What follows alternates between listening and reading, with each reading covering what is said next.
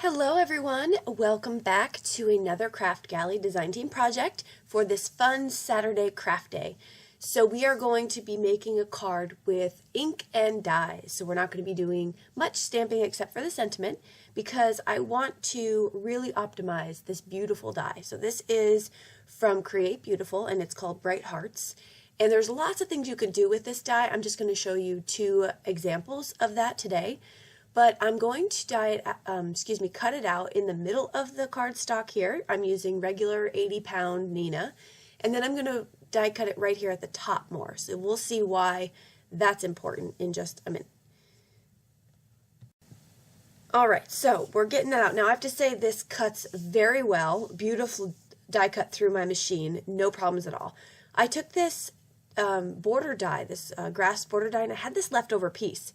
And finally, my hoarding comes into an advantage because I just had this rando piece sitting off to the side. I grabbed it and I took out some Distress Oxide in Mowed Lawn and just put this onto my cardstock, the same cardstock that I die cut. So you can start to see what my thought process is here and what I'm going to do with this card.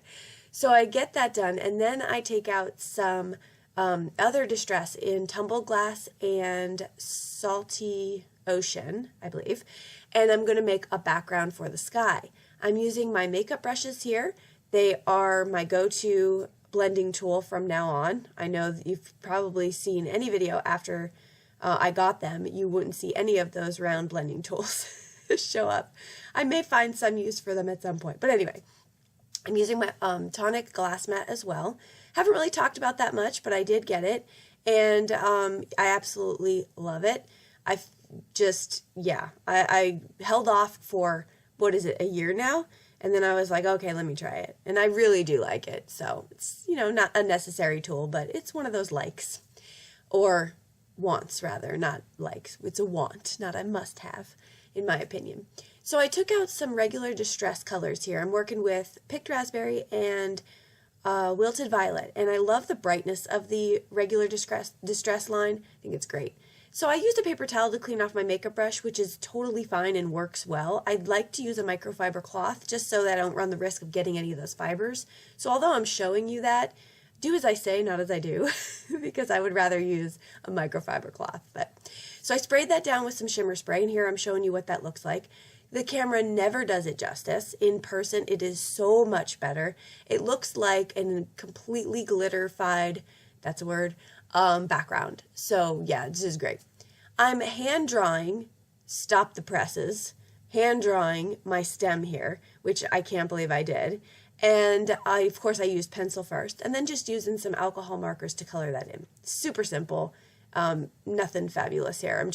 I like the hand-drawn look of the black line and then me going outside the lines. I thought that was kind of cool. And let's just go with that it was intended. Okay, I'm taking out my art glitter glue, and I like the precision tip on this, but any precision tip that you have will help you put this glue down. I'm just going to try to get into those spots where it'll hold it down all the way throughout this, quote, flower.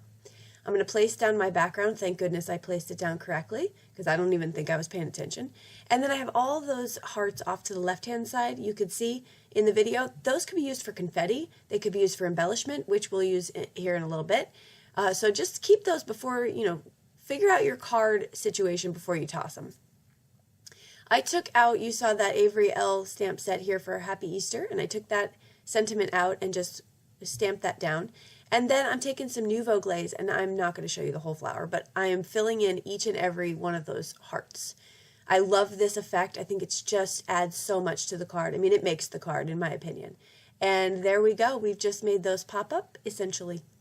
Okay, moving on to the second card, I'm taking out some more distress in some rainbow colors. So here we have Candied Apple. And I'm using this stencil, or this as a stencil. I die cut it more in the center of the page so that I would have more area to work with as far as like masking goes. So I'm going down, this next one is Carved Pumpkin, and I kind of overlap the Candied Apple this first round.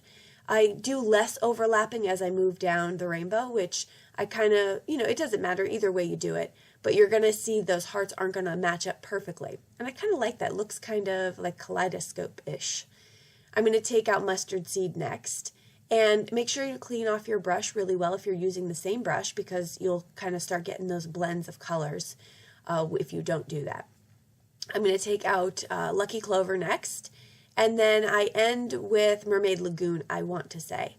And that's going to give me, except for the purple, that's going to give me a nice rainbow effect moving down my images here. And I love the way that looks. So it's a die, but you can use it as a stencil. Let's not forget to use our dies as stencils. You can stretch your supplies. I'm going to cut that down, no big shock there, with the Lawn Fawn Rectangle Stitch Die. Now here, I picked this up at a home goods store. Check TJ Maxx, check those kinds of places, because it's a 3-tiered little holder, and it has all of my extra bits in it that I keep. So this top one has all sentiments. I love this organization tip because I keep it right by my desk. And then I could go back to those little pieces that I'm constantly saving but never using. So that's helpful for me. So I settled on this Paper Smooches stamp set here, which I had already previously cut or embossed a whole bunch. And it says, "Thanks for being so awesome." I'm going to take some of those hearts and use them as embellishments right around the sentiment. And then lastly, I'm going to put down some Neat and Tangled magic sequins right in the center of those flowers, not doing too many more than that. And I'm going to place this down right here on some black cardstock. I feel like this is a very gender neutral card. It doesn't lend to be too girly or too masculine. So that's it. Here's some still shots of all the cards. Thank you so much for stopping by and for hanging out with us. We always enjoy hearing from you, so please comment below. And don't forget to head over to Kraftgali. She always has awesome stuff coming in and new products and really great prices, might I plug. So that'll do it. We will see you all in the next video. Have a wonderful week. Bye-bye.